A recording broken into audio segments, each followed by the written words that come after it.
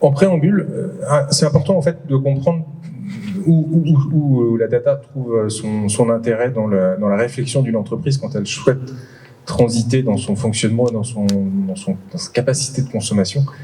C'est qu'en fait, la première étape, elle est déjà de déterminer qui on est énergétiquement. Si on ne sait pas d'où on part, on ne sait pas où on va aller. Donc l'important, c'est toujours de partir d'une donnée de base, à savoir de quoi j'ai besoin pour fonctionner, pour produire un service, un produit fini, etc. Et globalement, qu'est-ce que je gaspille ? Essayer d'identifier en tout cas de ces parties-là. Donc on va se retrouver avec un ensemble à la fois de consommation rationnelle et de gaspillage qui est entré dans les mœurs, qui est entré dans l'historique et dans le fonctionnement de l'entreprise et qu'on ne voit plus.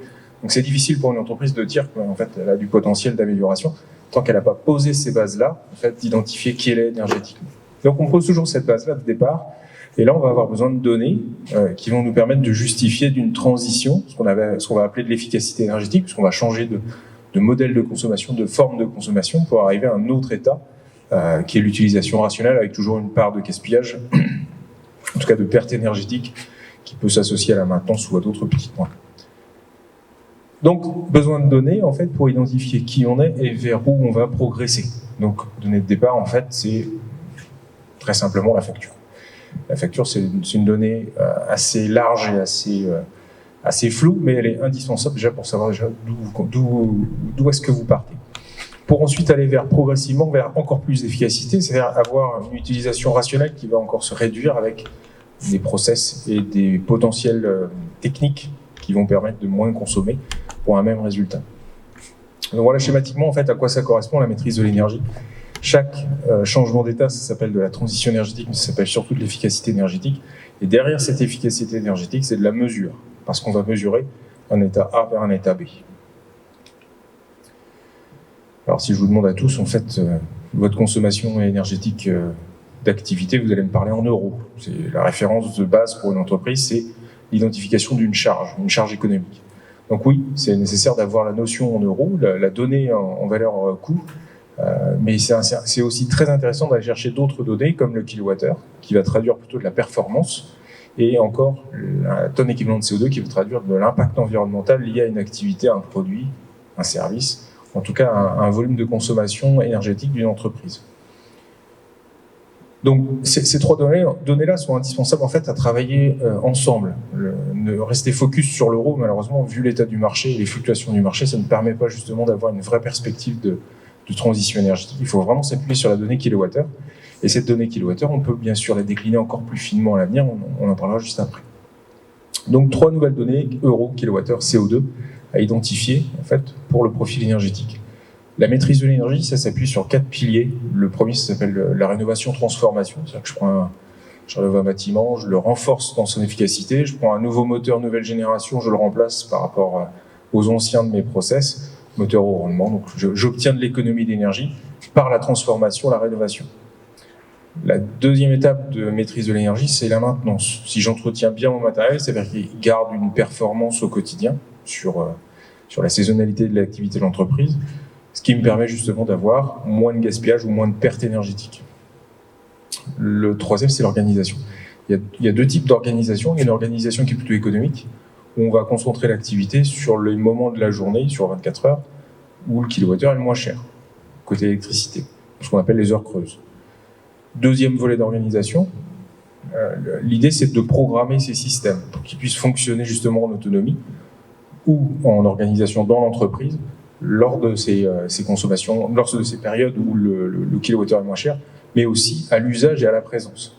Il n'est pas nécessaire de laisser fonctionner des systèmes s'ils n'ont pas d'utilité dans le fonctionnement de l'entreprise. Une simple horloge, en fait, traduit l'organisation. Et puis le dernier, c'est la sensibilisation. Parce que si vous ne donnez pas de sens et de valeur à l'action, elle perd son intérêt. En tout cas, elle perd son effet durable, comme on peut l'expliquer. Donc, indispensable d'accompagner une information à une action et de la donner également en plus de tout ça. Qu'on a un petit comité, vous avez maintenant les secrets de la maîtrise de l'énergie, c'est pas mal. Alors, toutes les entreprises voudraient aller du point A au point B de manière totalement linéaire. Alors c'est vrai qu'on pourrait espérer que la data permette de faire ça. Malheureusement, la data ne permet pas de tout faire. Comme c'était souligné juste avant, en fait, il faut aussi des pilotes, ou en tout cas du recul et une observation qui va permettre justement de bien s'approprier le sujet. Donc, autres formats, ce qu'elle risque de faire sans compétences et sans données, sans analyse de l'information qui va avec leur profil d'énergie. En fait, c'est ce deuxième schéma d'aller du point A au point B en faisant des allers-retours, en perdant du temps, ce qui est capital aujourd'hui pour l'entreprise, d'avoir de la disponibilité de temps pour agir, changer, transformer. Et puis la dernière, en fait, c'est ce qu'elle peut faire de manière durable en étant accompagnée, c'est d'avoir justement l'appréciation de l'information et de la donnée qui va lui permettre de bien comprendre qui elle est et comment elle peut agir pas à pas au quotidien dans son activité. Donc le schéma idéal serait le dernier, et on comprend que dans l'urgence de faire baisser cette charge économique sur l'activité de l'entreprise, qui est l'achat d'électricité ou de gaz, on espère tous aller sur ce premier schéma de manière très linéaire et sous un format autoroute, mais ça n'existe pas. En tout cas, c'est éphémère, si on espère travailler comme ça. Alors, ce sur quoi on appuie, et au-delà même de la donnée, la compétence et le capital compétence dans l'entreprise est indispensable. La donnée ne fait pas de miracle. C'est ceux qui vont agir avec, qui vont amener un résultat. On part toujours du principe que si une motivation, une ambition est existante, on peut commencer à travailler un projet.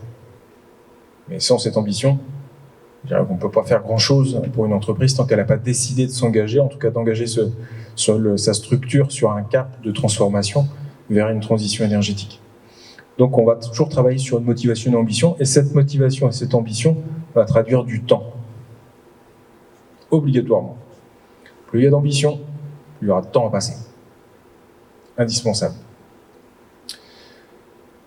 Pour arriver à une exploitation du temps de manière très efficace, on va travailler une méthode, mais on va surtout y associer des connaissances et des compétences.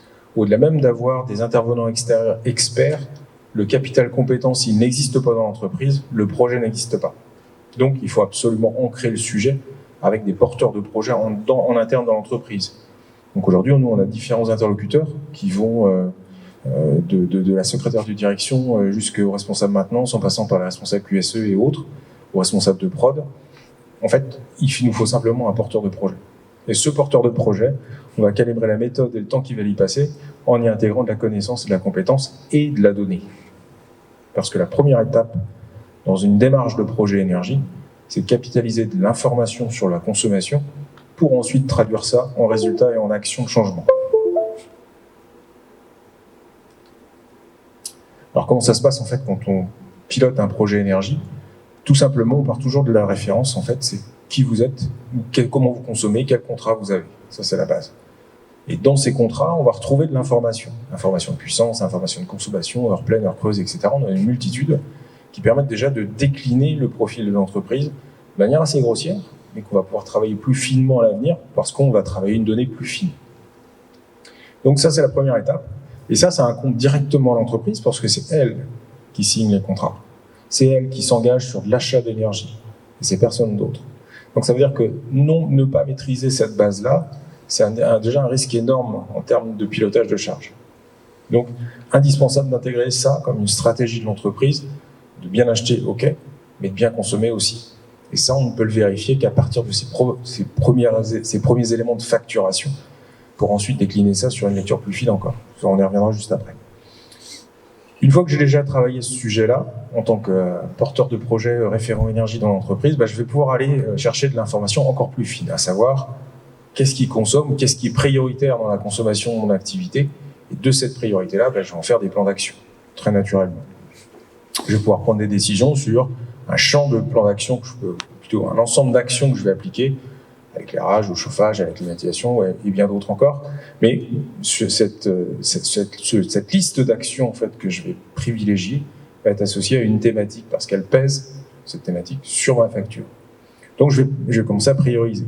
Et ensuite, dans l'ensemble des actions que j'aurais pu lister sur la thématique prioritaire, je vais choisir celle que je peux dérouler prioritairement en fonction de mon contexte économique et mon contexte d'activité. Dans un idéal, on rase tout, on recommence. Ça n'existe pas. On est obligé de faire avec de l'existant. Donc on est obligé de travailler l'existant. Et en travaillant l'existant, on choisit les bonnes actions économiquement viables et actions de performance associées avec des retours intéressants. D'accord. Alors, approche consommation, en fait, c'est ce que je vais expliquer juste avant, c'est qu'une fois qu'on a déjà identifié ce qu'on a comme contrat et comme volume de consommation à l'année, sur une saison complète de 12 mois, parce qu'il y a une saisonnalité, il y a des influences également qui vont se traduire, on va les voir juste après, là, j'ai besoin de répartir ces charges. En fait, en répartissant ces charges, alors je peux les faire de différentes manières, je peux les faire de manière complètement hypothétique, donc je vais faire des calculs de consommation potentielle sur différents points, et puis je vais me retrouver avec une masse peut-être plus importante sur la partie process. C'est un volume que je n'arrive pas bien à identifier, mais pour autant, sur l'éclairage, j'y arrive, sur l'air comprimé, j'y arrive, sur d'autres petits points comme ça, je peux y arriver. Il va peut-être me rester 80% de ma facture qui correspond au process, et là, j'ai du mal à l'identifier. Pour autant, j'ai déjà 20% que je peux commencer à travailler. Ça, c'est une première étape, et ça me permet de jauger. Vous voyez, cette répartition de format camembert, ça me permet de me dire, bon, ok, j'ai 30% sur le process, mais je vois que j'ai quand même 18% sur le froid et sur le chauffage. Il y a peut-être déjà des plans d'action que je peux déjà mettre en place, en référence aux 4 points que je vous ai cités tout à l'heure: rénovation, transformation, maintenance, organisation et puis sensibilisation des salariés à l'usage des process. Quitte à se concentrer sur une application, l'idée c'est de savoir en fait ce qu'elle pèse, et encore une fois là on va chercher d'autres données, au-delà des données de consommation, on va aller aussi chercher des données maintenance et des données achat. En fait ces données-là permettent de savoir en fait, de définir en tout cas le bon achat, ce qu'on appelle l'achat en coût global, en raisonnement en coût global. C'est-à-dire que j'imagine mon matériel sur sa durée de vie et je pèse en fait ce en quoi il est plus représentatif.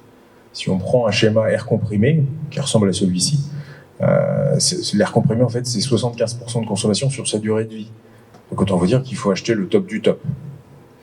Il faut savoir qu'un système d'air comprimé c'est 20% de rendement au mieux, quand c'est tout neuf et quand c'est très performant. 80% de perte par dégagement de chaleur. Donc, il ne faut pas que je me prive entre des écarts de prix quand je vais essayer de comparer deux fournisseurs. C'est pas ça que je vais aller chercher. Je vais plutôt aller chercher le matériel le plus performant parce que je sais que sur sa durée de vie, il est significatif dans sa consommation. Voilà. Outre données d'approche, outre réflexion, c'est des nouveaux modes de réflexion qui ont maintenant une place prépondérante dans la réflexion des acheteurs. Mais c'est important d'imaginer ça, de toujours intégrer en fait la donnée de consommation sur sa durée de vie. Et grâce à ça, ça vous permet de faire les bons choix, les bons achats, les bonnes cibles d'achat également. Alors on parle d'indicateur. Pourquoi est-ce qu'on parle d'indicateur? Alors je fais une synthèse très enfantine, mais qui marche bien. Pourquoi est-ce qu'on va chercher de l'indicateur? Parce que sur 12 mois d'activité d'une entreprise, sur une saisonnalité de l'activité, on va avoir plein d'influences. Alors on a deux influences principales qui vont être le climat, en fonction des utilités que je peux avoir, et également l'activité. Donc si j'ai plus ou moins d'activité, je dirais que ça va se traduire par plus ou moins de consommation. Alors il n'y a pas de proportionnalité exacte, mais pour autant, en fait, si je considère que sur l'année de référence, je consomme 1000 MWh, et qu'à N+1, j'ai fait 1100 MWh, j'ai fait une progression de consommation de 10%. Cette progression, est-ce qu'elle est logique? Elle le devient si bien sûr j'ai produit plus. Alors dans mon exemple, c'est le cas, je suis passé de 100 tracteurs à 120 tracteurs. Donc j'ai bien fait une progression de production de 20%. Très logiquement, il est logique que j'ai plus consommé pour le même résultat. Ou alors j'ai vraiment revu mes équipes et je les ai reboostées pour qu'elles arrivent au même résultat. Et ça, c'est plus rare. Donc on est bien sur une progression d'activité traduite par un nombre de produits finis et une progression de consommation qui va avec. Donc ça paraît logique. Pour autant, si j'ai engagé des actions d'amélioration de mon modèle de consommation énergétique, je ne peux pas les traduire, je ne peux pas les voir sur ce schéma-là. Donc je vais aller chercher des indicateurs à mon unité produite, et là je commence à distinguer une autre forme de lecture, une autre forme de data qui va me traduire réellement mon résultat. Et en fait, si je compare ces indicateurs à référence et N+1, N+2 ou N+3, peu importe, j'arrive bien à un écart qui traduit moins 8,4% de consommation énergétique. Et là, ça devient intéressant, parce que du coup, je suis capable de traduire une performance énergétique. Ce dont je vous expliquais dès le départ, quand on se concentre sur la charge économique, l'euro, on ne voit pas ces effets-là. Quand on va se concentrer après sur les kilowattheures, on va traduire de la performance. Typiquement, c'est un indicateur de performance énergétique qu'on traduit à l'unité produite. Alors, il n'y a pas d'évidence à chaque fois. On peut avoir plein d'indicateurs différents qui vont traduire du kilowattheure par tonne de vapeur, par mètre cube, par tout ce qui va justifier et traduire l'activité de l'entreprise. En fait, c'est une donnée qui est intéressante parce qu'elle va donner une valeur palpable à l'énergie. Quand on traduit en ce moment, le boulanger est plutôt au devant de la scène. Mais quand un boulanger va traduire son activité par rapport à une tonne de farine qu'il achète, une tonne de matière première qu'il achète, et un rapport économique ou un rapport de performance énergétique ou un rapport d'impact environnemental à cette tonne de farine, ça commence à être parlant. C'est-à-dire qu'en fait, quand on parle euro, je vous ai dit c'est une charge, quand on parle kilowattheure, c'est une performance. Quand on parle tonne équivalent de CO2, il ne faut pas se priver en tant que structure économique de parler plan de marketing en fait. Parler décarbonation, c'est aussi un plan marketing pour se différencier sur un marché, pour un secteur d'activité. Donc il faut voir en fait toutes les opportunités dans une structure je dirais, à but économique. Il ne faut pas oublier qu'en fait la tonne de CO2, elle peut avoir une valeur d'efficacité et de transformation et d'avantage pour se différencier sur un marché. Donc il faut toujours l'avoir en tête et donc c'est pour ça qu'on va aller chercher des données qui vont permettre justement de justifier la transformation de l'entreprise. Alors là on en a plusieurs, on peut en avoir des dizaines, tout dépend de l'activité. Pour autant, sur l'ensemble de ces activités, on va essayer de les surveiller puisqu'on va y associer un indicateur le plus pertinent et on peut augmenter ce nombre d'indicateurs en fonction de process, parce qu'on peut avoir une lecture au process si on le souhaite. Et là, du coup, on va avoir besoin d'une donnée encore plus fine qui va au-delà de la simple facture, c'est qu'on va devoir aller chercher la donnée du process, la consommation du process. Donc là, s'opère une autre observation, c'est que soit on va appareiller le process avec un sous-compteur permanent, soit avec de l'électroportatif qui va enregistrer les données et qui va nous permettre de faire une traduction de consommation. Pour autant, ces consommations qu'on peut avoir ici peuvent traduire simplement un indicateur de départ et ne traduiront pas, surtout si vous enlevez la mesure énergétique, ne traduiront pas l'évolution ou la performance par les actions que vous allez mettre en place. Donc il faut savoir si vous voulez sous-compter en permanent, sous-compter de manière ponctuelle et dérouler un plan d'action et voir les résultats immédiats. C'est à vous de choisir, mais en tout cas, voilà, quand on rapporte des indicateurs de manière plus posée sur différents process, ça implique également, ça c'est une donnée importante et c'est une information importante, c'est que plus vous avez de données, plus il y aura de temps à passer à les analyser. Même si vous avez un système extrêmement performant qui va tout mixer, mâchouiller, vous faire des super graphiques, à un moment donné, si vous ne lisez pas les graphiques, si vous n'exploitez pas la donnée à travers le graphique, ça n'a aucune valeur. En tout cas, vous avez fait une belle dépense et je peux vous donner des exemples d'entreprises qu'on a rencontrées qui avaient du matériel extrêmement performant en termes de suivi énergétique, mais qui n'avaient personne à mettre en face pour les justifier, les observer, les contrôler, et créer une réactivité sur des dérives. Sauf que quand le matériel coûte entre 70 et 80 000 euros, c'est quand même dommage. Donc, important, c'est que la donnée traduit du temps d'investissement pour la suivre et l'exploiter. Il ne faut pas oublier ça, parce que c'est souvent ce qu'on zappe, on pense que la machine va tout faire. C'est pas parce que ça remonte que c'est déjà digéré. Ok. Autre indicateur important, et ça a été souligné tout à l'heure, juste avant, on a des indicateurs d'influence d'activité sur la productivité de l'entreprise. Donc c'est vrai que si elle produit plus, si elle produit moins, très naturellement, on va y voir une différence en termes d'usage des process et très naturellement une baisse de consommation ou une augmentation. Autre paramètre également qui va être influent, le deuxième plus important, c'est ce qu'on appelle les degrés jours unifiés qui vont traduire en fait soit une rigueur d'hiver, soit une rigueur d'été. Alors c'est pas une rigueur d'été, mais c'est une augmentation de la charge due aux conditions climatiques d'été et qui vont s'appliquer à la partie climatisation.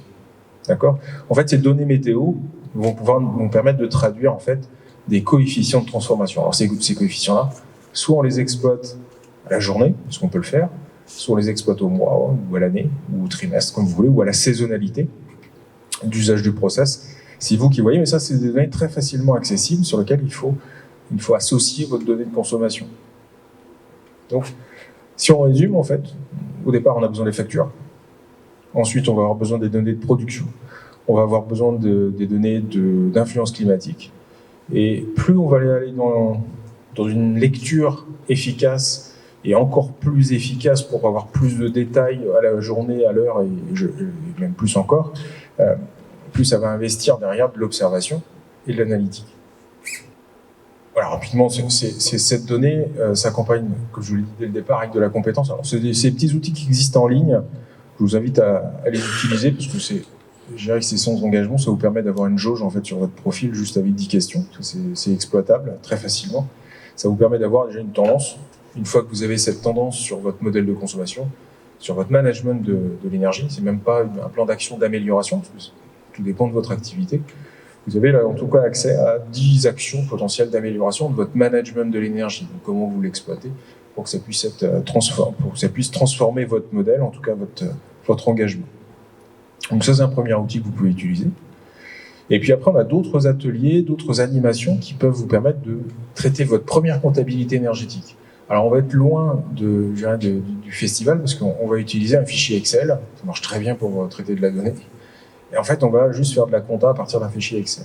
Mais cette compta, vous allez voir que c'est assez basique, c'est qu'on exploite les données de consommation au départ pour arriver à un constat.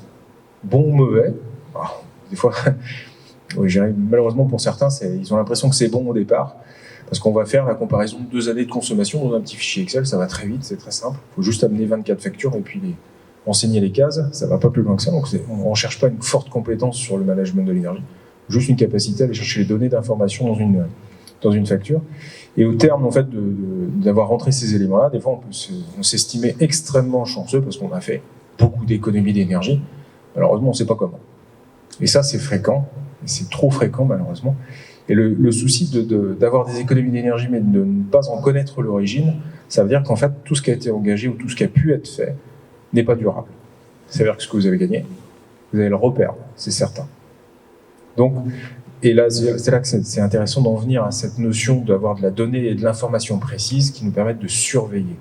Et ce qui a été souligné également tout à l'heure est complètement vrai, c'est qu'en règle générale, quand vous faites de la comptabilité énergétique, à partir d'un fichier Excel ou je ne sais quel support que vous pouvez utiliser, vous allez faire en moyenne 1% d'économie d'énergie. Juste parce que, en observant les données, vous allez créer de la vigilance.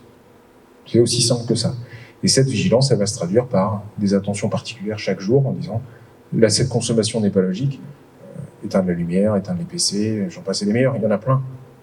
Même des applications au process, on va remettre en question aussi les différents cahiers des charges d'usage de certains process, juste parce qu'en fait, on a créé de la vigilance avec de l'information, de la donnée de consommation, sur lequel on va avoir tendance à vérifier si on a ces petites victoires qui nous permettent de continuer ce projet, parce qu'on voit que chaque petite action amène des résultats, et parfois des grosses actions de transformation amènent de vrais résultats et une rentabilité qu'on n'attendait pas.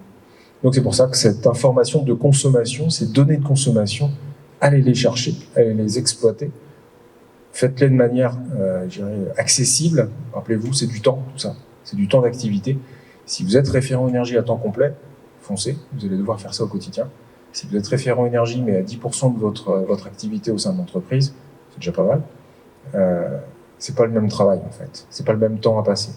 Donc, calibrez bien ce temps-là en fonction de ce que vous allez chercher comme données.